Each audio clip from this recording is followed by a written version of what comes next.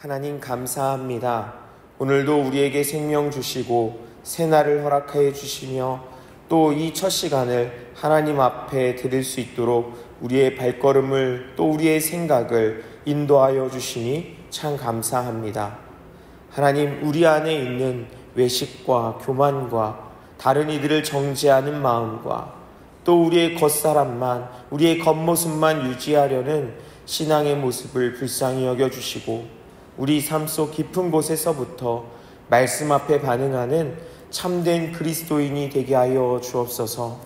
우리가 찬송한 것처럼 주 예수 그리스도를 우리의 삶 가운데, 우리의 마음 가운데 깊이 모셔들어 하나님 참 기쁨이 넘치는 귀한 삶이 될 수 있도록 주님 인도하여 주시옵소서.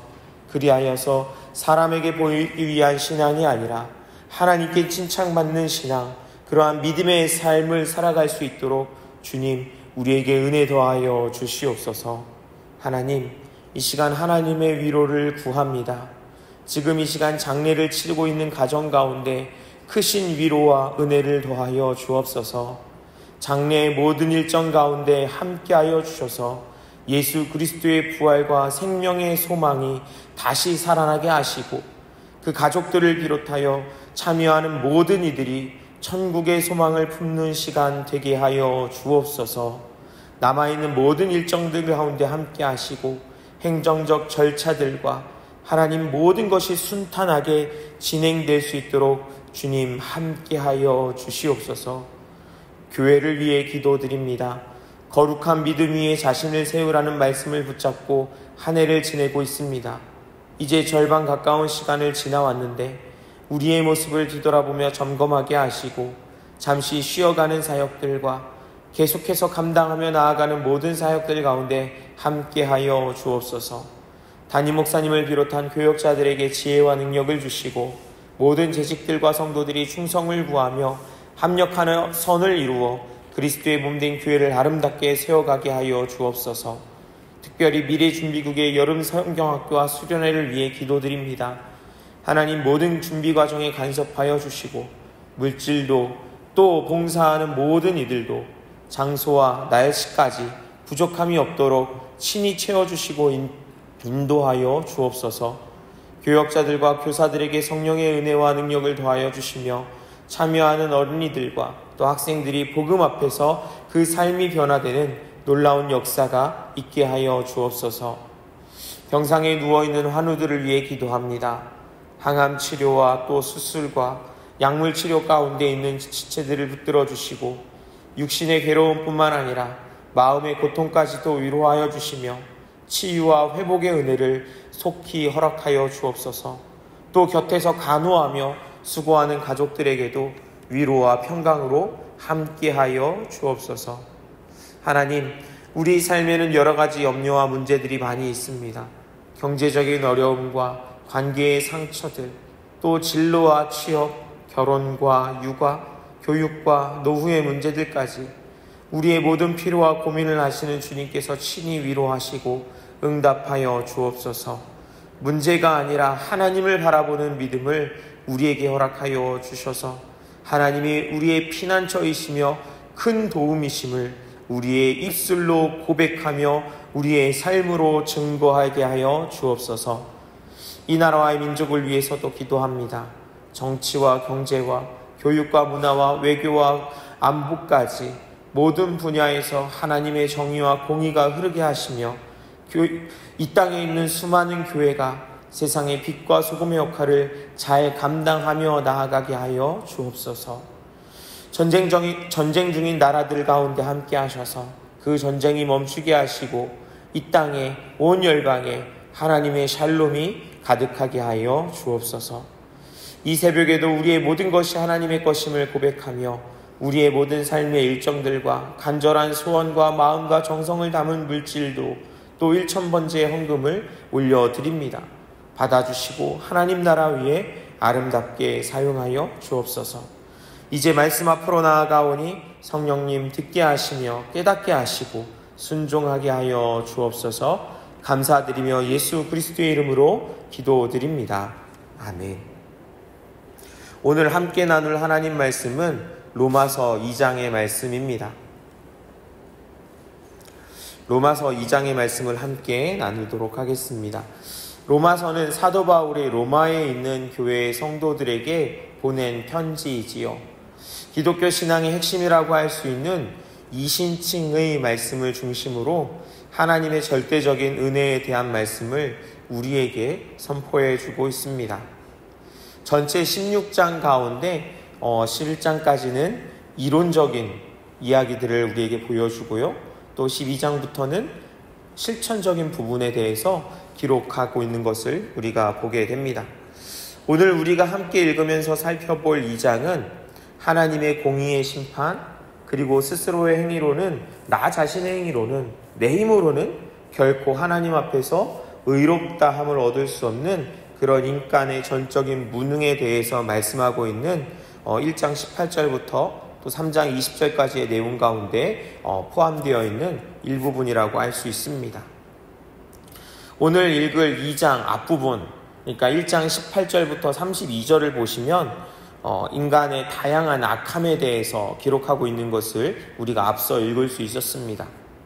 하나님을 알지만 하나님을 영화롭게도 하지 않고 감사하지도 않고 오히려 허망한 생각과 미련한 마음에 그 마음이 어두워져서 스스로 지혜 있다고 하지만 어리석어서 우상을 만들고 숭배하는 모습입니다.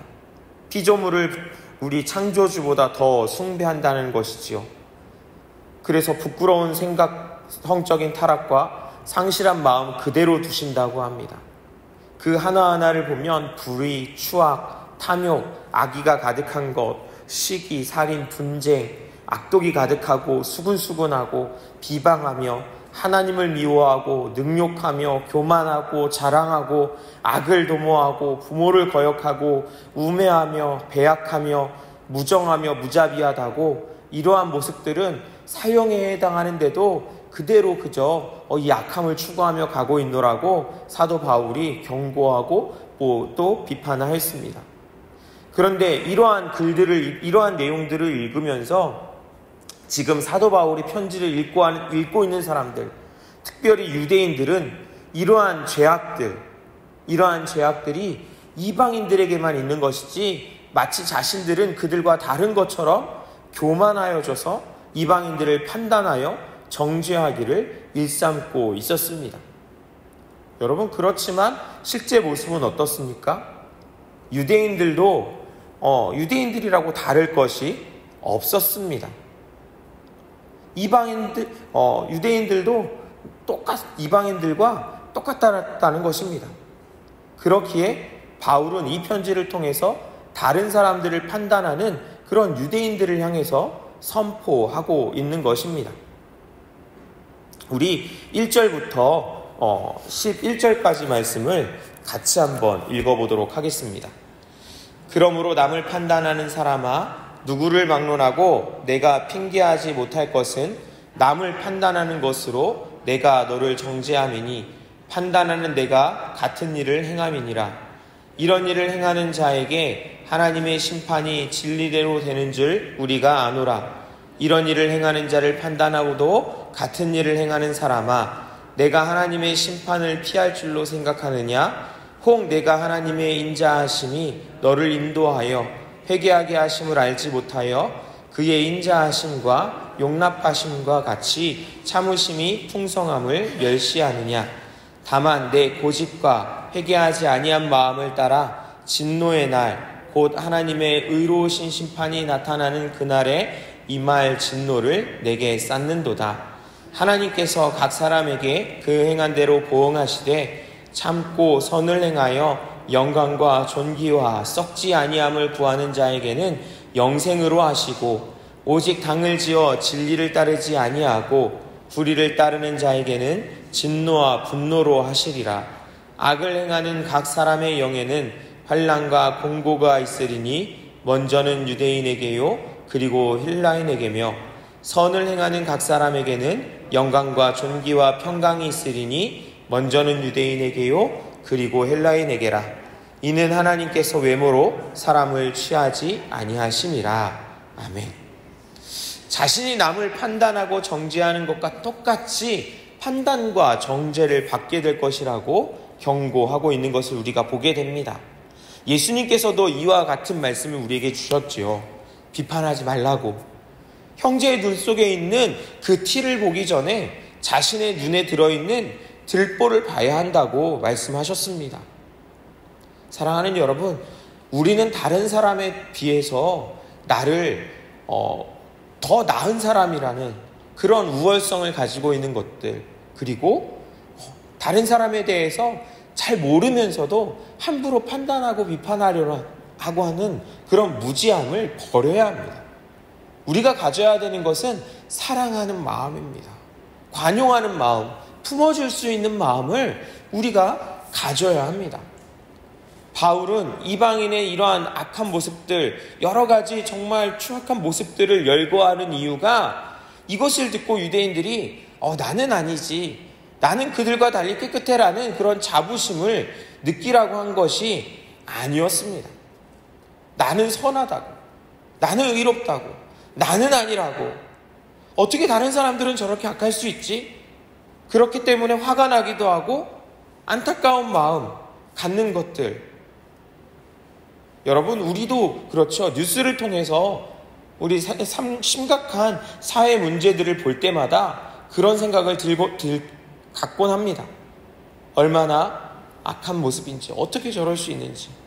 의로운 분노를 터뜨리기도 하고, 또 손가락질하기도 하고, 내가 안 그렇다는 것, 내 주변에 그렇지 않다는 것에 안도하기도 하죠. 그러나 바울을 통해 말씀하시는 하나님의 의도는 그런 것이 아니었습니다. 다른 사람을 보지 말고 그 말씀을 듣고 있는 나 자신을 살펴보길 원하시는 것입니다. 누구누구를 떠올리기 전에 내 모습을 말씀 앞에 내어놓기를 원하시는 것입니다.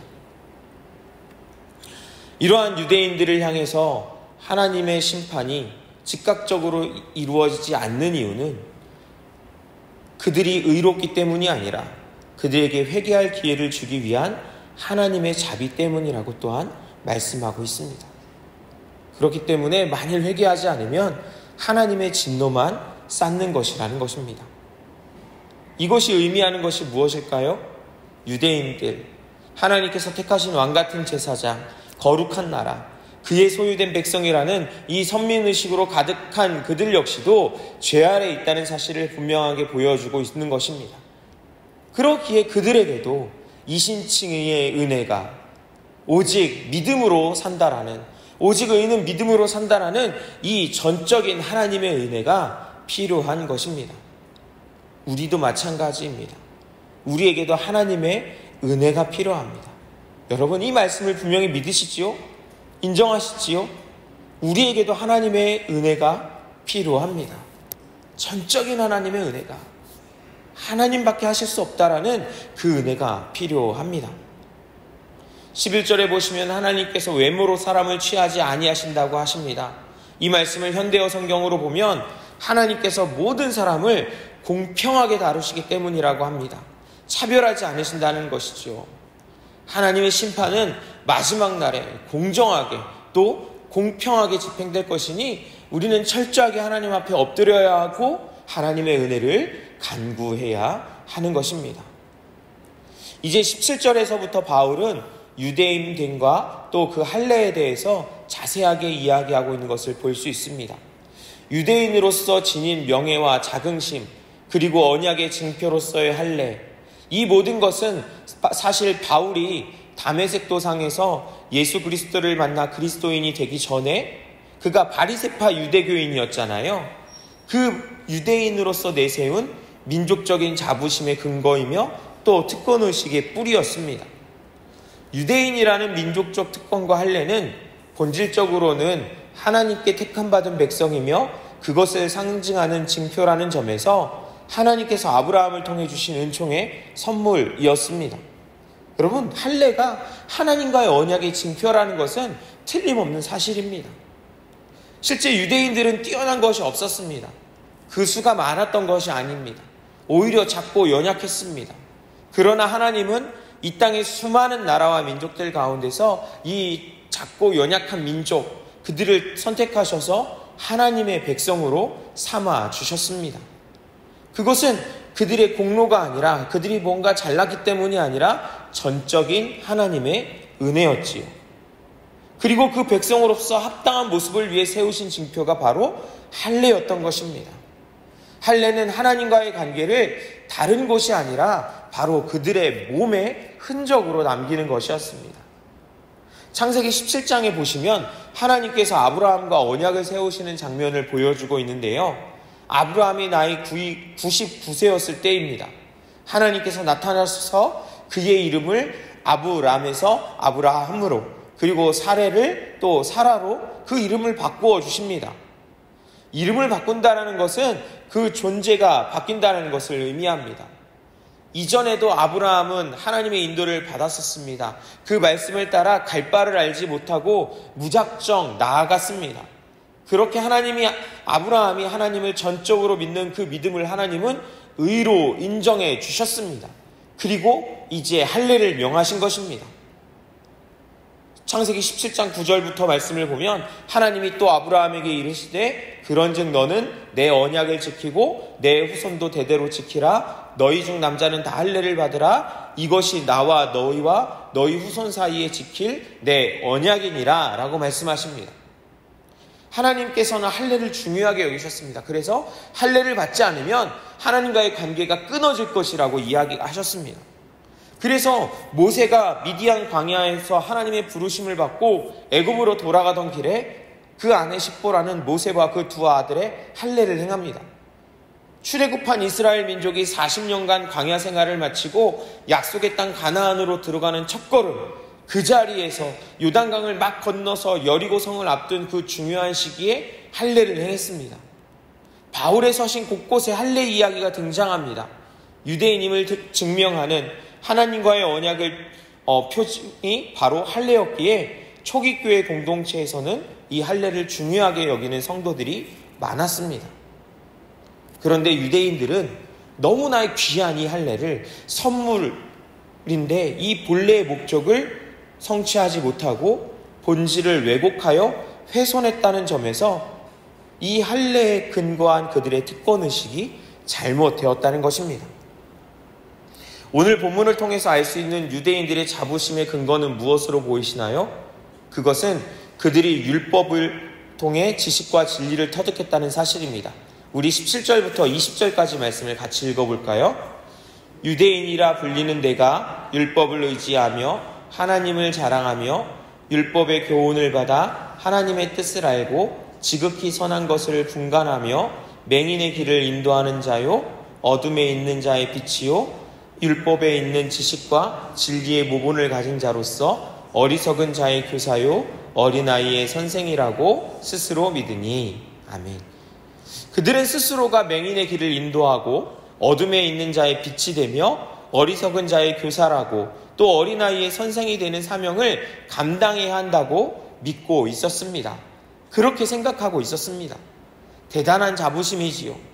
말씀에 비추어 세상을 바라보고 또 세상을 그렇게 바른 길로 인도하며 우리가 빛이 되는 사명을 가져야 한다라고 생각했던 것입니다. 여러분, 그런데 이런 내용, 이런 이야기들을 많이 들어보지 않으셨나요? 바로 우리 그리스도인들 역시 이러한 사명을 갖고 이러한 사명감을 가지고 그리스도인으로서 살아가고 있지 않는가요? 사실 오늘 본문의 내용은 사도 바울이 로마에 있는 교회의 성도들, 특별히 유대인들에게 쓰는 내용이기도 하지만 그 수신자를 유대인에게서 지금 그리스도인들로 바꾸어 읽어도 아무런 문제가 되지 않습니다. 아니, 오히려 우리의 마음을 찔리게 하고 뜨끔하게 만들 수 있는 내용들입니다. 계속해서 보십시오. 남을 가르치면서 스스로를 가르치 못하고 있다고, 도적질하라고 설교하면서도 스스로 도적질하고 있지 않는가, 간음하지 말라고 설교하면서 스스로 간음하는가, 우상을 가지기 여기면서 그런 물건들을 도둑질하고 있지는 않는가, 율법을 자랑하면서 왜 율법을 범하여 하나님을 욕되게 하고 있는가. 바울은 계속해서 이렇게 경고하고 있고 또 비판하고 있습니다.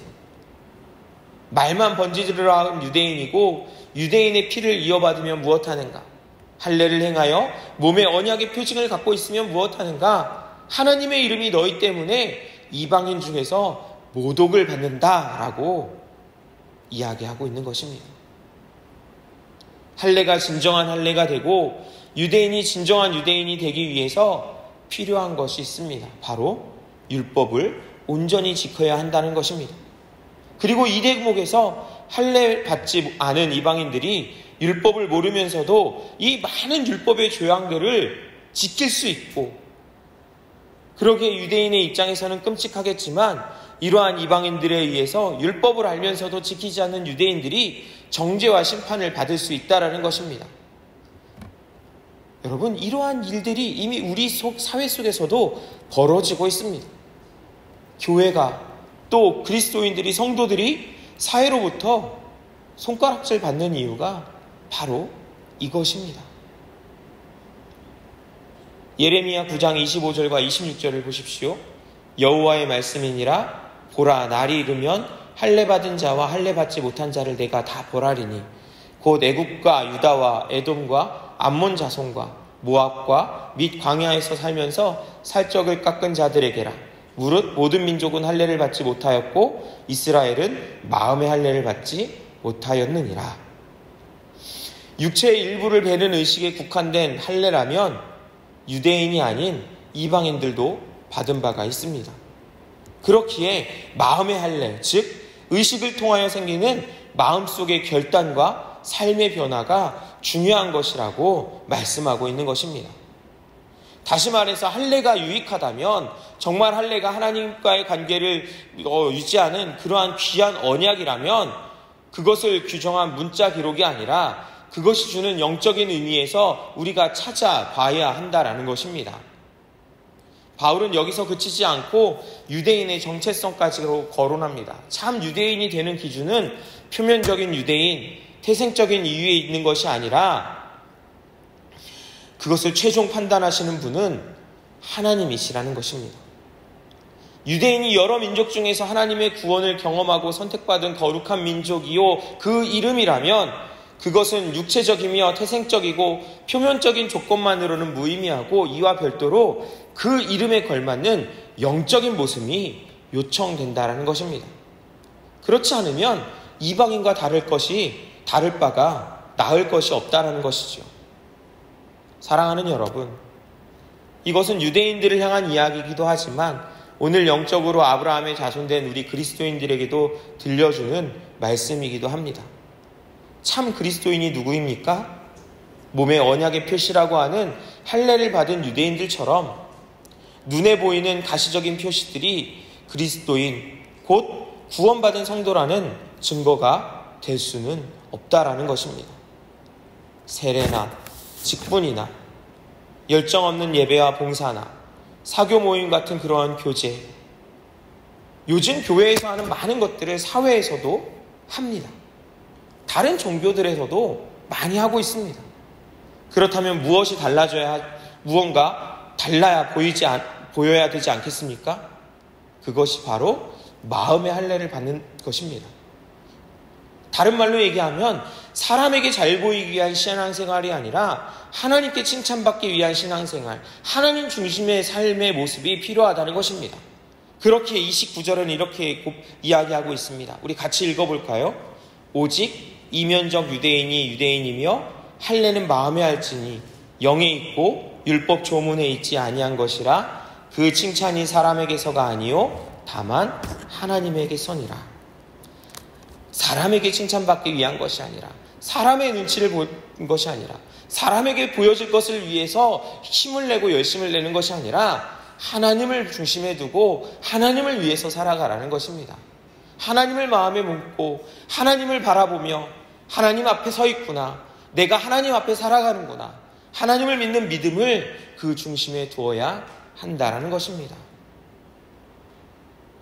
오늘도 이 말씀을 붙잡고 사람에게 칭찬받기 위해서가 아니라 하나님께 칭찬받는 믿음의 삶이 될 수 있기를 위해서 기도했으면 좋겠습니다. 하나님이 내 삶 중심에 계시며 내가 하나님 앞에 서 있음을, 내 삶이 하나님 앞에 있음을, 그것을 인정하며 기억하며 살아갈 수 있도록 해달라고 기도하시기 바랍니다. 또한 장래 중에 있는 가정을 위해서도 기도해 주십시오. 또 하늘을 위해서도, 또 교회와 나라와 민족을 위해서도 기도해 주시기 바랍니다. 주님께서 가르쳐 주신 기도를 드리신 후에 믿음으로 기도하시다가 자유롭게 돌아가시겠습니다.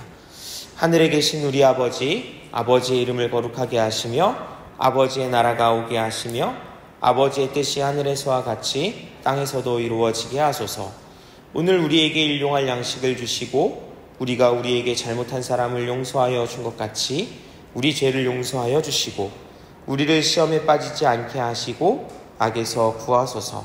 나라와 권능과 영광이 영원히 아버지의 것입니다. 아멘.